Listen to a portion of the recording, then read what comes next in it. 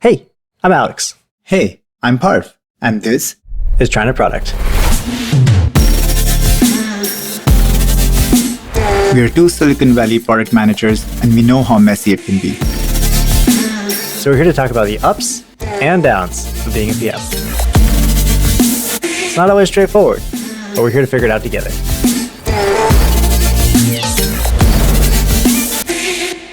Hey Alex, Hey, Parv, how's it going? not bad, not bad. How about you? Yeah, can't How's complain. your week been in product management? Another beautiful week in product. Oh boy, I I've been like so swamped with like PRD writing Yep. these days, and it's not the most fun Yeah, sometimes. PRDs and 2023 planning on my side. Oh boy. Oh, I was reading this quote online. I don't know if you must have heard it right from Ernest Hemingway, which is your first draft is usually shit. Yeah, I'm on draft And I was like 17 at this point. So he's definitely talking about my PRDs because my first draft is definitely was pretty shit. it's fast though. I think that's the nice thing about the first draft. Like do it in like 10, 15, 20, 30 minutes, and then you Yeah. redo it like 5 more times. I think that's the biggest way to unblock myself in PRD writing is just put something down on paper. Like just get started. Like whatever it is, just whatever you have in your mind, just write it down, whether it's like a paragraph or page or anything. And then I think it just really helps unblock me from like starting to write. Yeah, definitely. I feel like the first maybe 80% of the requirements are always the easy ones, and then you gotta just put them on paper, and then it's like that 20% that you're like kind of just walking around, you're in the shower, and you're like, oh, that's a great idea. I should add this. Like that's kind of I feel like how they go for me. Yeah, I've usually spent, I'm like, even if it's something easy, I've spent time thinking, like, oh, probably it's very high level. I understand what this, it's not going to take too much time. The PRD will be fine. But then you're so right. Like, I write it, I get those on paper, and sometimes the realization is, oh, this is just 80%. Like, there is another world of 20% that I have no idea that I need to like sort of figure out right now with all of this. Yeah, I feel like it's like this, like maybe not minor stuff, but it's like the stuff that you don't initially think about. It's like this thing should have like a shortcut, or this thing should like use the arrow keys to progress, or I don't know, like all these like little things. Like, oh, we should have. You need to let, Yeah, yeah, exactly. you need to let the legal team know that what you're about to do is going to probably impact one of the things on their legal policies that needs a copy change because it needs to go out before the Yep. product does. Like, all those little things, and Yep, then you talk to different 100%. teams, and then it just keeps expanding, and that's where scope creep comes from. oh boy, yeah, I don't want to go down that lane right now. It's PTSD from the week. But coming back, what are we talking about today, Alex? What's the topic? So this week we're gonna go and talk about how to pick a company as a product manager. So I think everybody has their own criteria. There's so many different ways to kind of go about it. So we'll probably talk through our criteria, and then maybe go to like some other criteria that we've heard people use to choose a company they want to work at. What do you think? Yeah, and I think that's a great one. And again, of course, everyone's different. As you said, everyone has their own flavor. I think it's fun to talk about like how we sort of went through that decision making. I know we've been through like a couple of different variety of companies, and I think it's a nice way to think about like how you choose your company as a PM. But again, potentially could be very personal. Like I remember one of my choices being like completely random in a sense that I don't think anyone should be making a choice in that frame of mind. But yeah, I think it's a great one. You want to get started? How do you want to jump into this one? Yeah, I think I'd love to know if it's kind of changed throughout your career. Because I feel like, at least personally, like when I first got out of college, like what I wanted was very different than maybe what I want, like 7, 8 years out of college. So I'd love to hear like how has your like prioritization, like choosing a company, kind of changed over time? Yeah, I think that is definitely true for me. It has changed 100%. I mean, just the way one is, like how you think about all of this, and you mature as an individual, and the way you think about picking a company also matures as an individual. I think it also stems out of just learning more or being on the job more and figuring out what you actually enjoy, what are the pieces you enjoy. I mean, for me, I think you know this, right? My journey has been like I started in like a big tech company, moved into FANG, and then now I've transitioned into like a startup, which is a completely different pivot. And I think if I was in the same decision point like a few years ago, I definitely would not have chosen Mhm. like working at a startup. For me, I think that's, like definitely shows that my way of thinking has changed Yeah. in like picking a company. Yeah, and I feel like I'm the opposite. Like I was like startup first and then go into Fang and that kind of thing. So I think Yeah. that's kind of interesting. Like, how did you choose to go into a startup? I think for me, and we can talk about this. I think it's a fascinating concept. Or the way I think about it is like when I'm comparing a startup against a FANG or like a big tech company, for me, the decision was scale versus scope. Now they're similar concepts, but in my mind, I treat them a little differently. For me, I would say scope is the breadth of responsibility you have across a particular aspect of the product. So, no, are you working on like in a very general sense? How I think about it, are you working on a feature versus like a flow versus a product versus a group of products versus a vertical? Like that scope of where your sort of PM responsibility is. And then there's the scale, which is you can have low scope but high scale in my head. Like, for example, you're working on a specific feature of, let's say, the Peloton app, but that feature might have really high reach and scale in the sense that it's being used by millions of users.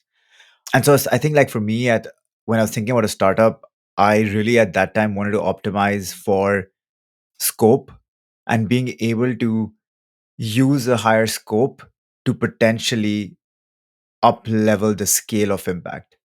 So I was okay starting with a lower scale, which mostly startups are at, right? Because you don't have a million users. It's not an ubiquitous app like a FANG company or a FANG product. And for me, that was kind of the thing like, okay, I worked on scale, which is great. I learned a lot, but now I want to try and like think end to end and go more scope, like try and deal with a problem in delivering something by trying to tackle more Mhm. spaces or more Yeah, scope. I think that's definitely like a key consideration with a lot of these bigger companies.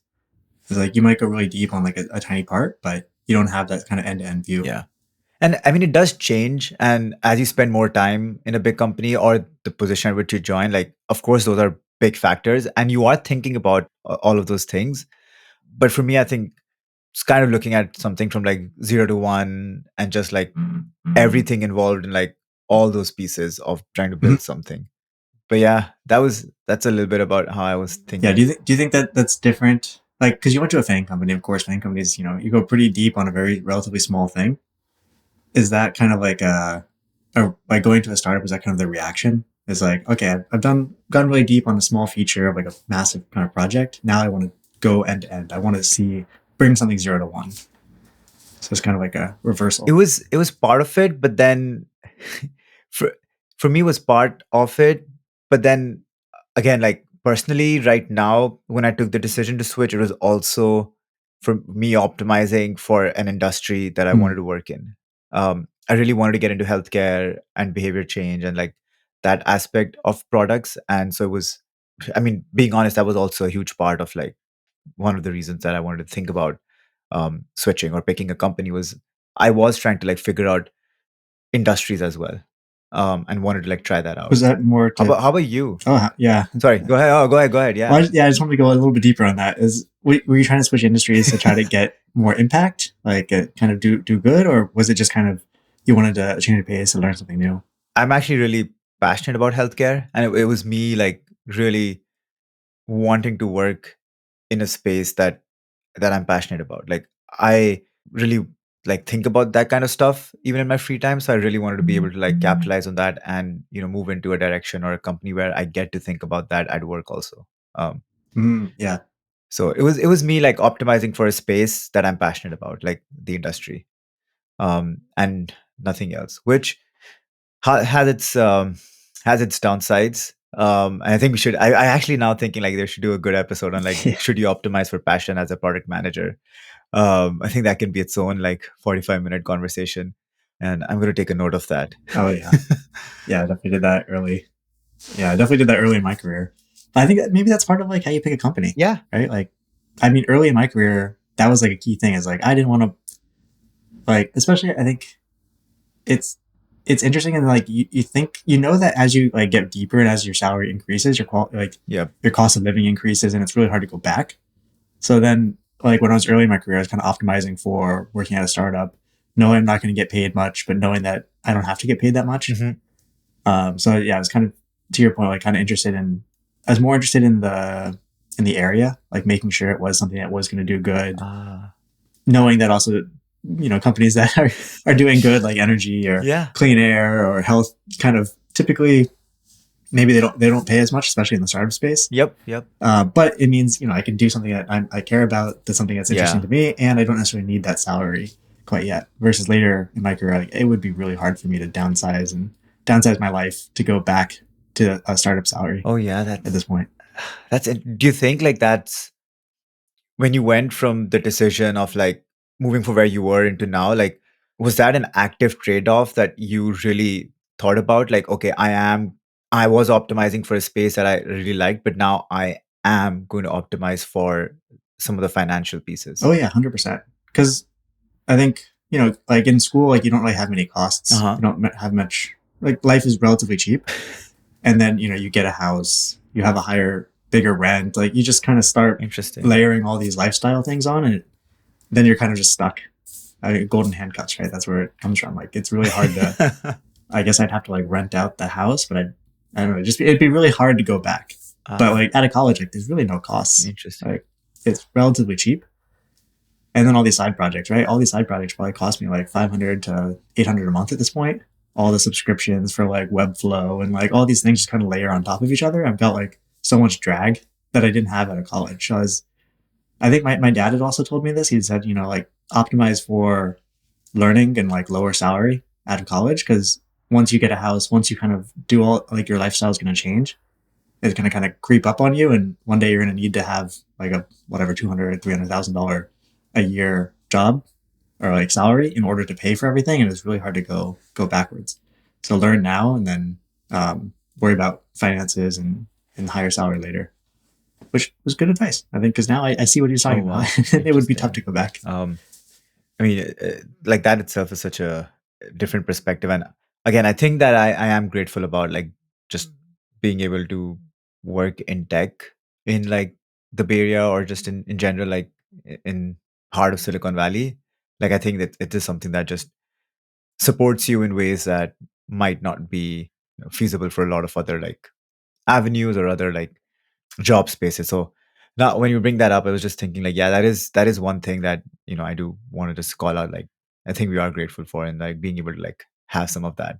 Interesting. I like, I like this. Definitely. I feel like we good talked about position this to be earlier in. also. And how wonder if how much it plays a role in like choosing a company. You remember what was the triangle that we talked about? Like you get to choose 2 out of 3. Like, Oh yeah, it was that 3? it's like time, money, and learning, Ah, and you get to choose just 2. do you use that Yeah. actively? At least that was my criteria. That's how I choose a company. Ah, So essentially, if I stop learning, then I have to have time and I have to have money. But if I'm learning, then I'm okay with either no time or no money, which is kind of, that's what I use at the startup. And that's how I decided to leave, because I had no time and I didn't get much money. So so it was like you, it wasn't it. So that's how I decided to move on. Essentially, when I was missing 2 out of the 3 things, and I always need 2.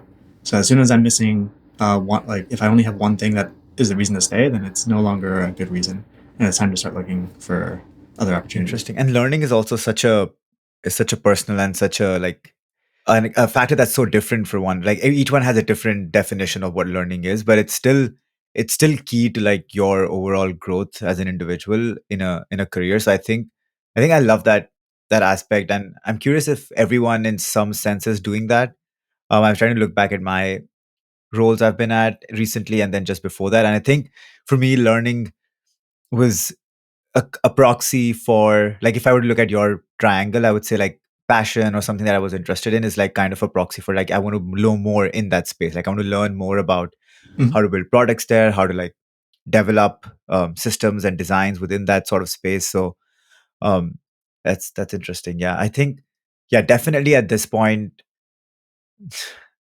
learning is definitely being optimized. Need to do a little bit of soul searching about the other 2. Yeah, I think that's the thing about startups. I think in general you're going to learn a lot, and you might not necessarily have much time or much money. I think it also depends on the startup. I was in a seed stage startup, so Seed stage, you get paid the least.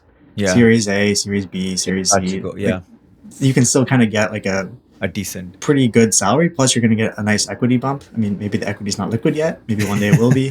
But that's something that you can. That's maybe also part of the criteria here is that do you think the company is going to have an exit, and that's going to have like a meaningful bonus? Because honestly, your biggest chance of becoming financially free in Silicon Valley is not to work at Fang.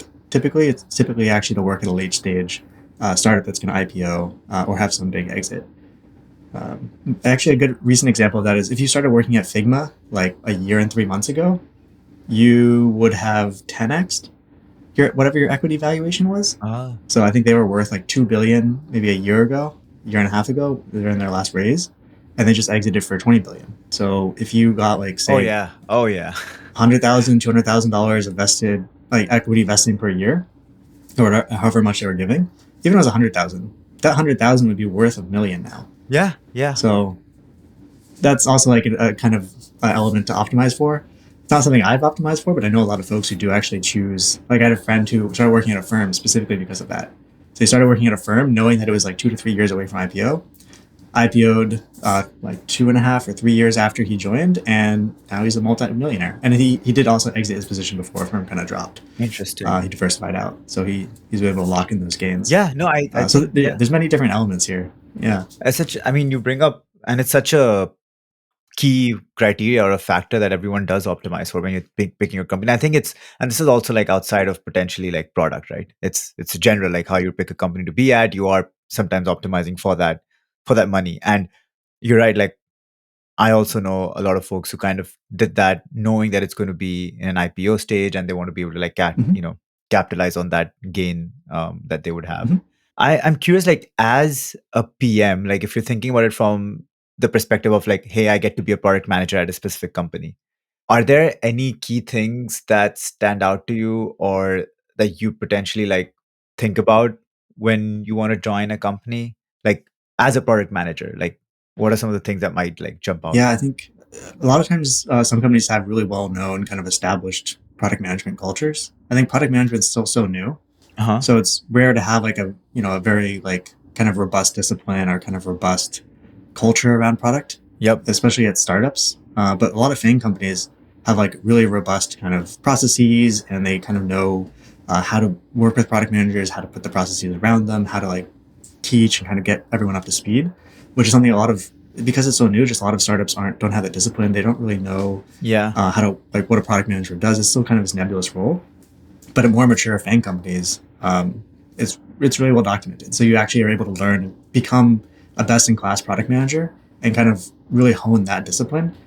Whereas you wouldn't really get that in a lot of startups just because that discipline is so new.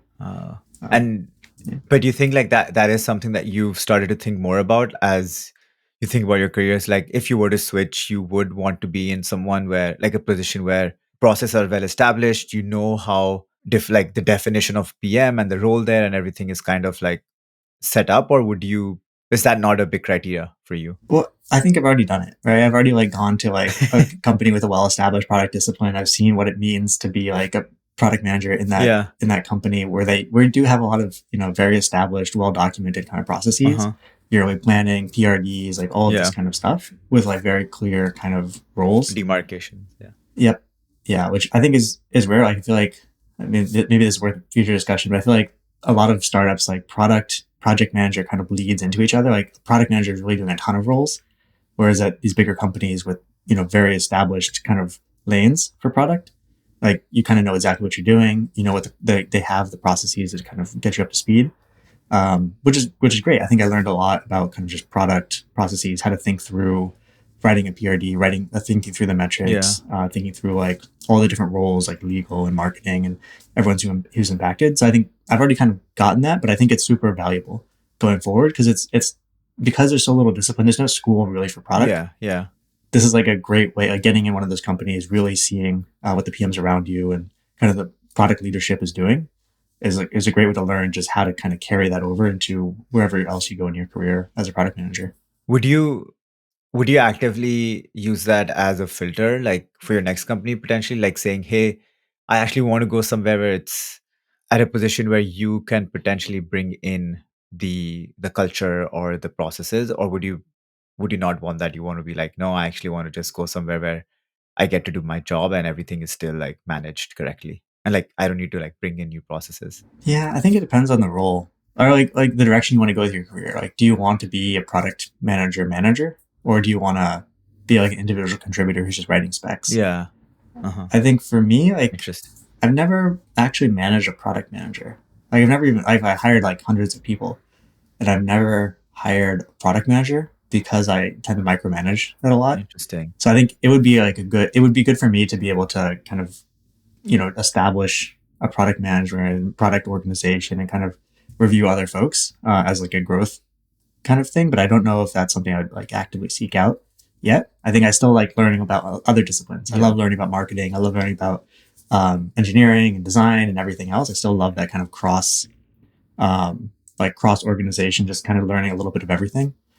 So while I've kind of specialized in product, I think for me, it's really about a breadth of learning. And that's kind of probably what I would continue to optimize for in future roles. I don't know. What do you think? How would you kind of think about that?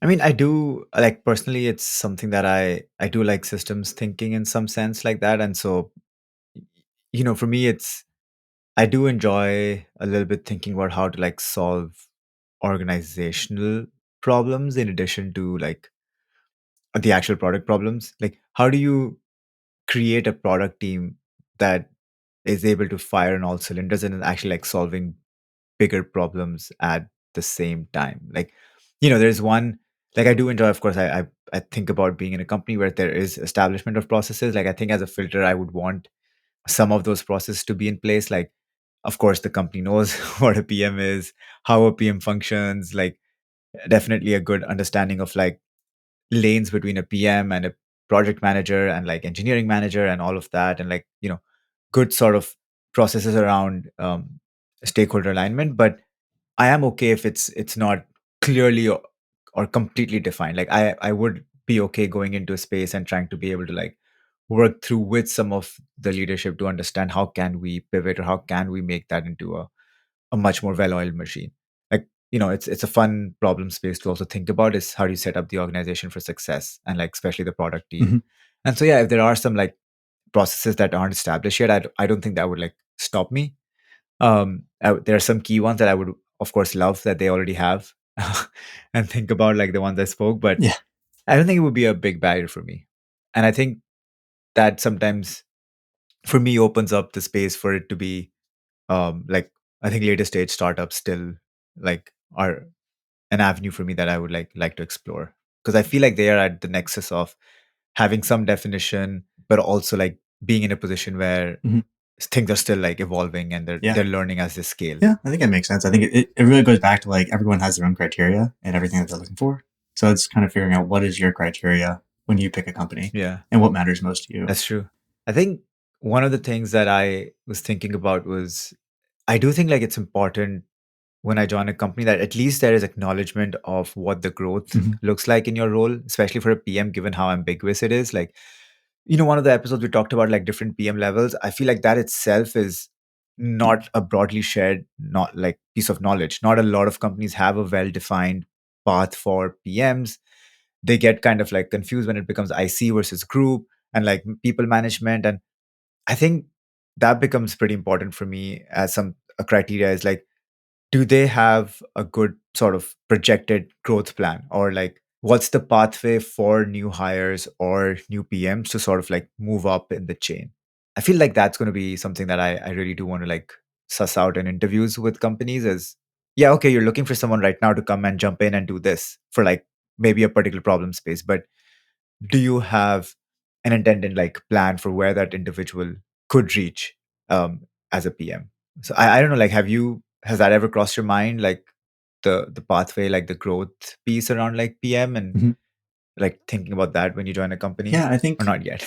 Yeah, I guess it depends on what your career ambitions are. Like, do you want to grow in product or do you want to kind of jump off and do your own thing? Yeah, yeah, I think for me, it's always been like, looking for other opportunities, looking at that's like true. That's very what true. kind of ideas are. I mean, I've always kind of been interested in entrepreneurship. So I think for me, Yeah, I'm a product manager now, but I'm always kind of looking at like what are the opportunities out there to maybe start a company. And I think that's Interesting. maybe where I'm looking for. It's like I want to learn how to manage a team, learn how to think about products, think about prioritization, think about all this stuff. And I think product is a really good way to learn a ton and also kind of hone in that discipline. And I think it's very applicable to founding a company. It's kind of why I went into startups. Is why I've kind of had the career path I've had. Is always kind of had an eye at maybe starting a company one day if I can find the right idea and right opportunity.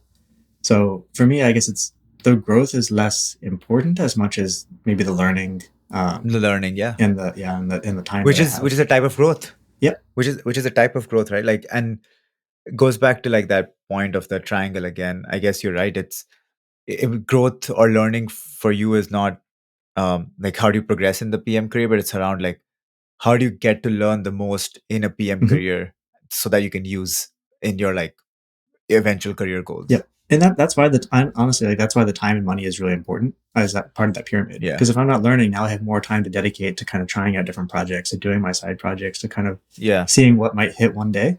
Because then I can kind of go into the area, I can grow in that way when I'm not necessarily learning at the company itself. So that's why the pyramid is super important to me. It always kind of feeds back to this overall ambition. I think that's also super important for your career, is like figuring out where you want to end up. Yeah. Do you want to be at a company and kind of climb the product ladder? Do you want to make your own company one day? And then essentially you need to have the time, money, and learning in order to execute on that. Yeah. So ultimately, like knowing what your overall ambition is, I think it's super important to kind of chart out like what company is most important to you. That's so cool. Like, I was thinking about this. It is, like when you think about where you want to work, it's not just where you're working in the moment and like few years down the road. It's eventually like how does that fit into your actual narrative of where you want to be. And it's like it's funny because when you think about your next role or your new role, we're also myopic sometimes and like, okay, where will this role be? How does it get me? Like, is it a good direction from me based on where I am? But there's also a part of it which is like, if I go there, is it going to fit into where I want to be potentially like 20 years down the line? Although I know there's also the aspect of like, you can connect all the dots backwards. Yep. So I don't know if that's like really something to jump into, but yeah, it's an interesting point that you bring up that, yeah, sometimes you're optimizing for growth in the PM ladder, but sometimes you're just optimizing for growth as a proxy for something else, like in your case, learning, like being able to like pick up everything. So if you're thinking about choosing a company and you're optimizing for like that third part of the pyramid, which is like not time and money, and I'm going to bucket that as anything, right? Growth in terms of progress, learning, etc. Then it becomes really important to like optimize for that and know what that is for you. I think for me, like I think a lot of folks get the kind of opportunity to choose between multiple companies. So you have multiple offers.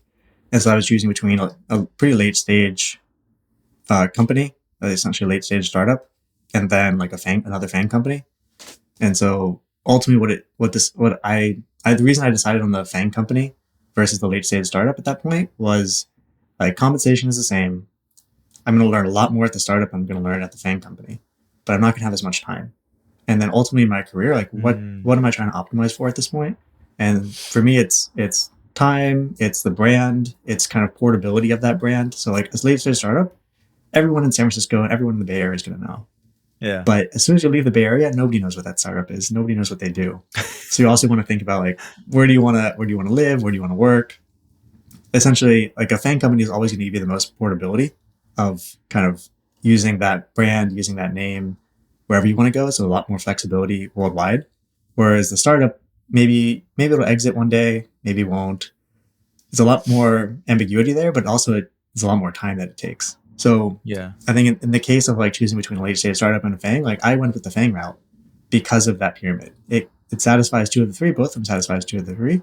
But at this stage in my career, I'm looking for maybe like time and compensation and brand more than I'm necessarily looking for learning in that specific field.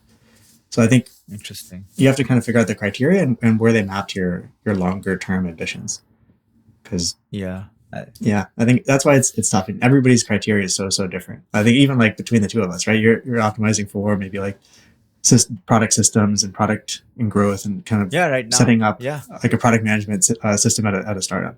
Whereas like for me, it's like, okay, like ultimately I want to do my own thing, looking for opportunities. I'm trying to try different things, making side projects, trying to see what's going to work. Yep. And one day something will work, and then that's what I'll be doing. Yeah. So it just depends on what you're trying to optimize for and where you want to be in 5 to 10 years, really. Yeah. It's like, I mean, the one thing that I've just learned, and maybe it comes from a little bit of like a hint of privilege there, but I think if you can, like, I feel like everyone should like try everything. Mhm. Like, I do not regret any decision in that sense of like whether it was a FANG, whether it was a big tech, another big, big tech firm or a startup. I think all of them have been invaluable in just like career building and just learning.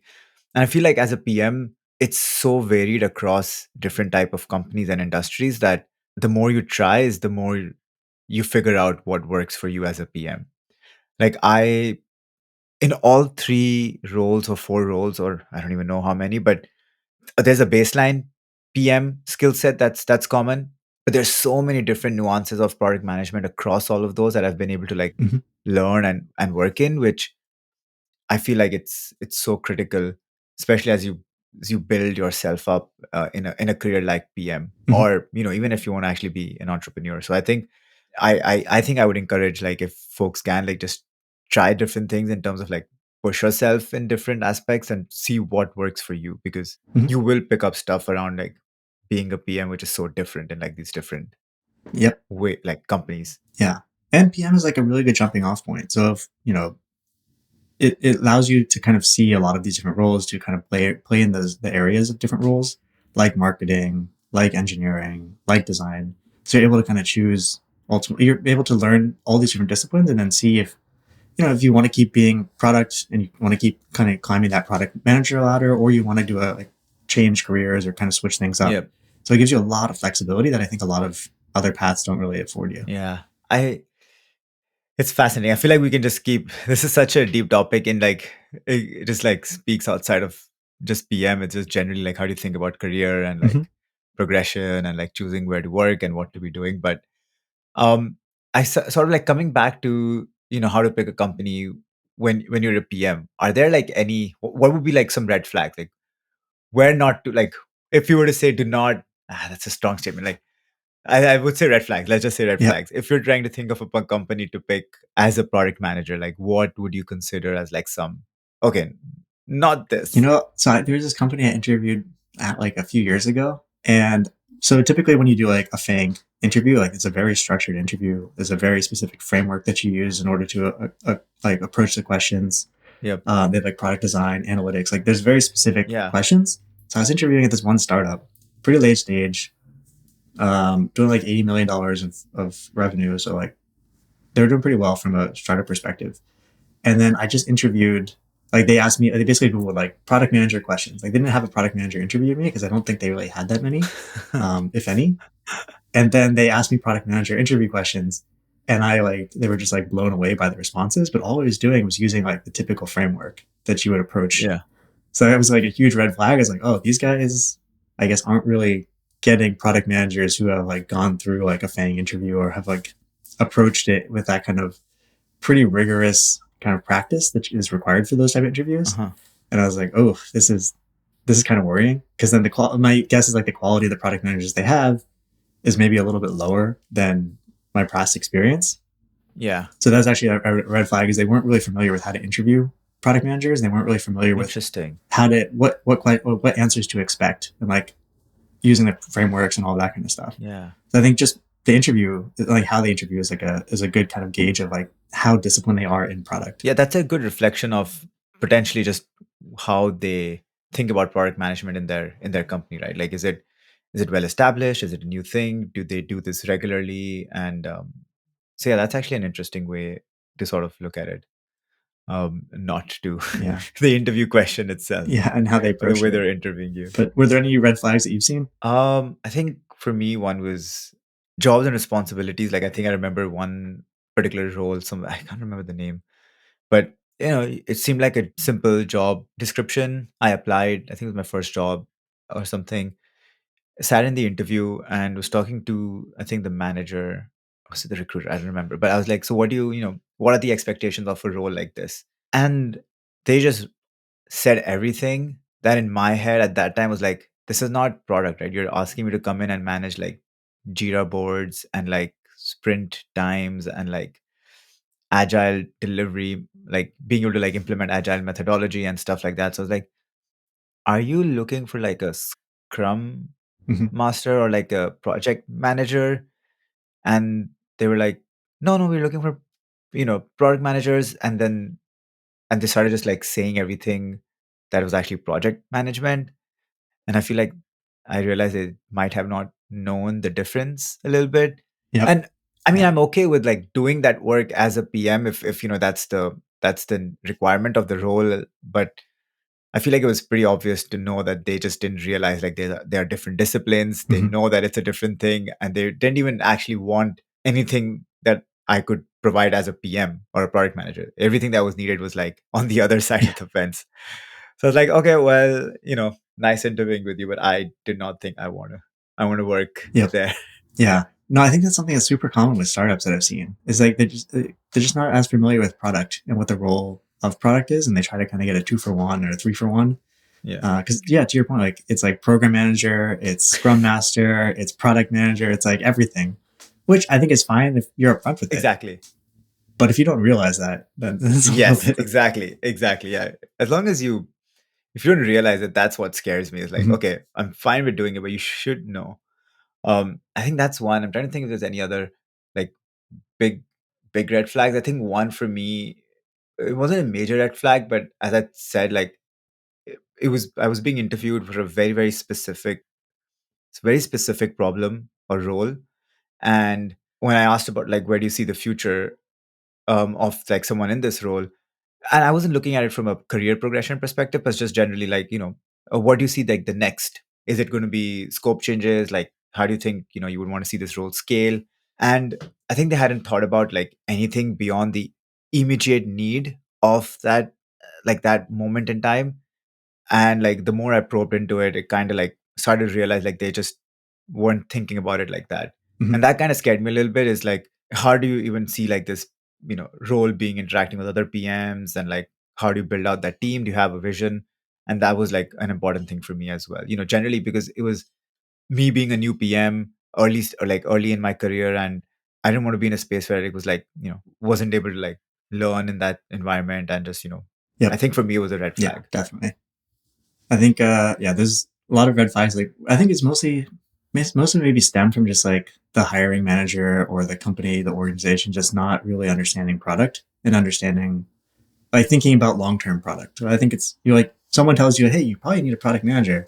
And then they kind of start looking for product managers, but they don't really think through like, oh, what does this person need? What does this person want in their career?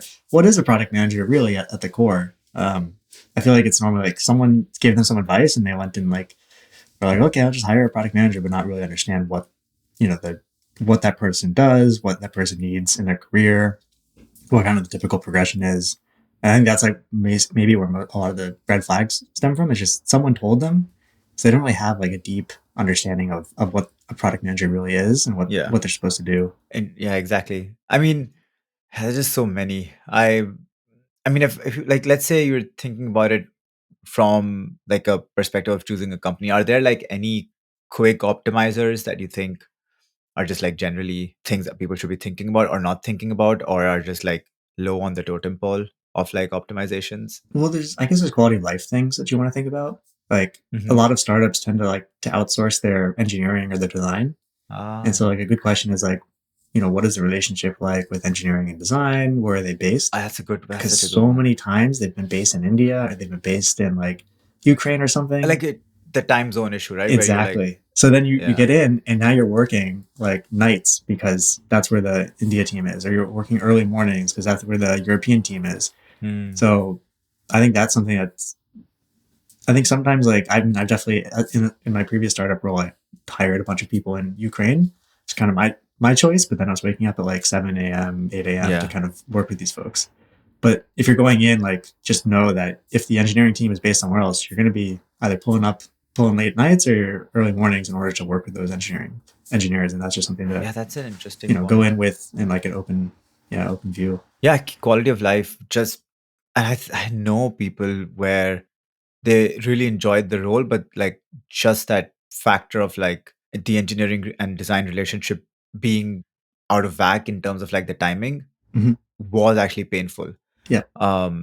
And it kind of made them like, push them away from the role because of just like it not being sustainable for like keeping a decent quality of life. Mhm. And like that just triggered my head into like other pieces, which is like not QOL, but just, yeah, like what is the relationship between like the trifecta at your company, like the PM, design, and engineering? Like I think that's a big piece that I think I focus on a lot when I'm looking at a company is how closely do those three functions work, and what's the relationship between those three as a company or as a team. And I think for me personally, that's a very strong thing. Like I love companies where the three are like close collaborators and work together.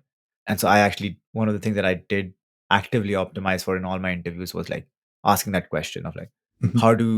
how do those three work together? Yeah. Can't believe I almost forgot that in this episode, and I'm so glad I was able to bring. You just like reminded me that like it was a big thing. Yeah, and especially with startups, like you're normally interviewing with like the lead engineer or the lead designer. Yeah, So you're normally able to actually ask that directly to the person you're working with, and also kind of yeah, gauge how much you like working with them, or how they seem when you're kind of doing the interview. I think it's also super important because yeah, if there's already a strained relationship, then there's a lot of pressure on you when you come in to kind of somehow mend this, yep, and you're able to gauge how likely it is for you to succeed just from talking to these folks up front during the interview process. yeah. And I think like just coming back to the original question, I'm just gonna like I think look like things like optimizing for brand and location are also pretty personal. Mhm. Do you really like do you want a big brand name on your resume? I think that's a personal choice, and I think it's not like a bad or a good thing. It's like, yeah, some people do want to optimize for that and they should. Some people don't care about it, which is also completely fine. And then like the random ones around like location, do you want to work in some place? Again, I think that kind of goes back to quality of life, like Mhm. where is it based out of, and how are you working, like time zone differences, because it is going to be a very collaborative role. So you want to be able to like understand what that's going to look like. Yeah, definitely. I think also like on the brand thing, I think one thing that's kind of interesting is I feel like I learned everything I needed to know in my career from the startup, from like the 2 years I spent at the startup, and then going to FANG companies definitely didn't learn as much. But having the brand on your resume is just like a supercharger. Like it's so much easier to get into. You get 100% of interviews. It's just so much easier to kind of go throughout your career, even though maybe you don't necessarily learn as much as you would in like maybe 2 or 3 months at a startup as you would in like a year or two at a FANG company. So I think that's also something to think about is you might not learn much at a big brand, but it makes your life just so much easier to have that stamp on your Yeah. resume. I go back and forth sometimes on the learning, just because I feel like there's an aspect of like scale that startups might not Mhm. give you, especially early startups, which a big company can also really help. And you might not be like you might not have a lot of scope, but the quality of your decisions Mhm. have to be really tight. Oh no, definitely. I mean, at startup, you're literally just throwing stuff at the wall to see what happens. Yeah. At a big company, Yeah. you're looking at the spaghetti very specifically to see which one is going to be the stickiest. Yeah, and that's like another thing that you know folks might want to optimize for, like what I did early on. One of my jobs was like, yeah, are you looking for scale or scope? Mhm. And it's a very normal and okay thing to Yeah, optimize for as a metric yeah, in your role. But yeah, it's like I don't know, like what anything else comes to mind. I feel like we've touched upon a lot of yeah, the key definitely. things, at least our personal. Yeah, I guess are there any like more general ones that you thought about? Because like obviously like we both thought a lot about our personal criteria, but are there kind of more general ones Yeah. you've heard that other people use, or kind of more general guidance from other kind of thought leaders? Yeah, I mean, try to think of that, and we can try and link some as we think about them. But I think it's definitely just making sure that where you're going in is like sort of aligned with where you are at in your career. For me, I would say like skill set, like or level of skills. Like you're going to a role where you know that you Mhm. will be able to like thrive as a PM. Like you might have, depending on like what factors you are like in your pyramid of skill set as a PM, like which ones you're good at. So when you're looking at a role and trying to like match or talk to the recruiter and manager, understanding what's going to be some of the things that they expect you to do more. Does it align with your skill set? Does it allow you to grow some of those other skill sets? So I think it's like making sure that the job matches your sort of current level of skills. I would say one that would be one. How about anything? How about other stuff? I think, yeah, just optimizing for your career, your personal career trajectory is kind of one that I hear a lot and is absolutely true. Like, you need to know where you want to end up in order to kind of plot a course to get there. Yeah. And I think, the other standard ones we talked about, making sure like how product is treated in the organization. Like, is it an sort of actual function, the role of it, how it's set up? Do they know what PMs are? How it's kind of like understood in terms of the other stakeholders in the company? The other one would be just in terms of like what's the relationship between the three, or like just broader stakeholders like product design, engineering. I think that's a key one. And then also just understanding how do they think about growth and the actual career ladder of PMs, because that's again, such an ambiguous role that it's the more definition companies have around like product and product management, I think is just like strong and something that you want to try and like learn as you're choosing a company. Absolutely.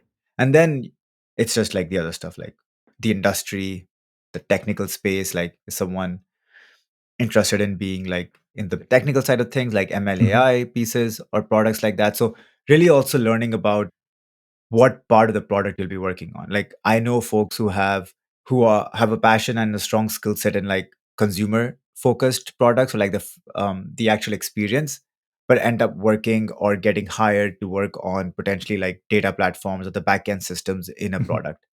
And I've seen like that's been a mismatch. Like, they've vocalized it like, oh, that they didn't realize that it would be such a big thing. But I think that's another one that I would say like look out for when you're optimizing for the role is does it match where you kind of see yourself as a PM? Yeah, definitely. I think industry is industry is super important. So I think I want to call that one. I don't think we talked enough about it. Yeah. I'm in e-commerce at this point, and that's not necessarily where I would have expected. I think it's where there's a lot of opportunity in e-commerce, but it's just also like as a PM, you kind of get into an industry and you get really good at that industry, and then it's a little bit harder to bounce out. So if that's not the industry you want it to be in, I think it's something to kind of recognize early on so you can plot that course. Yeah. But yeah, and the same for me, like from a skill set perspective, I remember going in to a role specifically because I wanted to optimize for being part of like the internal machine learning systems and being able to build products in there. And it was something I actively optimized for then, and said like, yes, I know I have a skill set, or I prefer working on consumer end pieces, but for this period of my career, I really want to try and pivot and learn more about like machine learning products and data products and work internally. And that's a completely normal thing to optimize for if that's something that you are looking at in your role as well as a PM. And that's like a good, that's like a nice part about big companies too. It's a lot easier to find these smaller roles or these kind of niches that you're interested in. Yeah. Because they already probably have people in that, and you're kind of able to talk to them and kind of maybe do like a 20% project or like a small project with that team to kind of maybe transition into a larger role. Yeah. Whereas at startups, like someone has to decide to hire you for something that you're not specialized in. It's a little bit of a stretch, or you have to go into a startup and then somehow make a project around this in order to learn, which is, I mean, it has to align with the company priorities, and it's not always like the easiest, and it's not always possible depending on the company. Yeah. So I think that's also like something to think about is if you're trying to transition out of a specific area, like how easy is it to do that, and what is a potential path to get into like machine learning in your case? Yeah. I think this brings us to a good point. I think we've talked a lot about some of the key things to look at, our personal stories. But yeah, I mean, I hope this episode helps just folks think about, hopefully the PM career, but maybe just your career in general. It is important, like picking where you want to work. And, I hope folks can try and find the things that really align with their career trajectory. Yeah. And there really is there is no template. Yeah. Like you have to kind of figure out what you want to do and what's important to you, and then kind of chart a course that way. But yeah, I have like my, three things, and I need to get two out of three of them, but everybody has their own thing. I think Parv, you have your own kind of what you're optimizing for. I have my own thing. Yeah. You, the listener, probably have your own thing. So I think it's something that, you're not able to kind of take off the shelf advice and kind of plug it in. I think it's something you really have to think hard about what you want to do and how to kind of chart the path to get there, to pick a company that kind of aligns with your career objectives. Yeah, as our title says, we are all trying to product, and everyone is. So hopefully we're all figuring it out together. Yeah. With that, thanks so much. Awesome. Yeah. See ya. Thank you.